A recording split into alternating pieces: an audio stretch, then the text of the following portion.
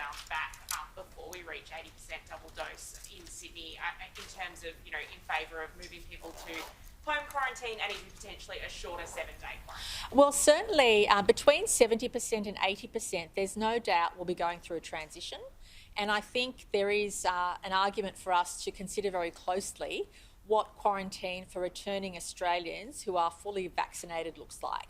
So we're actually making those considerations now. So we're looking through what is a safe way to manage that. We will, from 70% double dose to 80% double dose, we definitely will be in transition with our quarantine system. As we said, overnight, I think we had 2 cases overseas.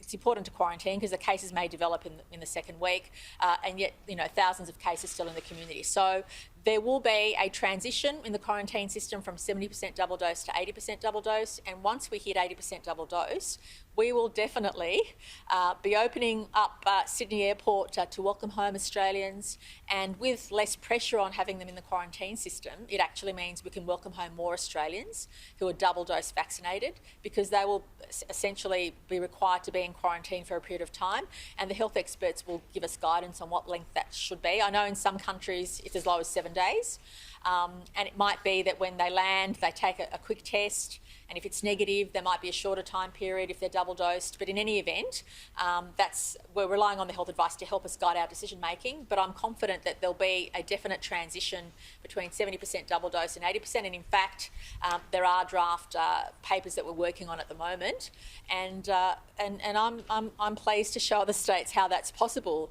and we'll welcome home Australians from all states as a sign of good faith, as our contribution to the national plan, and as a contribution to say you can live with COVID, as difficult as it is, and you can welcome home Australians, reunite families without jeopardising life, because by 80% double dose, everybody will know the risks, everybody would have had the opportunity to get vaccinated and protect their families and themselves, and life will be very different to what it is today. Premier, just a follow-up. System, sorry, because at the moment the trial that's underway in South Australia means facial recognition technology scanning for home quarantine.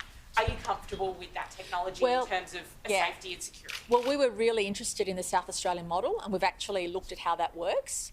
And I know that we have the various technology platforms available, but it also does require people to give up a little bit of privacy if that's the way they want to do it. So we are considering all those issues, and it might come down to, if you're prepared to give up a little bit of privacy, you can then quarantine at home. And these are the conversations we're having and the discussions we're having, but it could very well be the case. But there's no doubt that in a pandemic, if we're trusting people to quarantine at home, and some health experts aren't comfortable with that, a lot of health experts would prefer them to be in a known location, but if they've been vaccinated with a credible vaccine which is has high efficacy, and they can be monitored whilst they're at home, there's opportunities for us to move to that model between 70 and 80% double dose.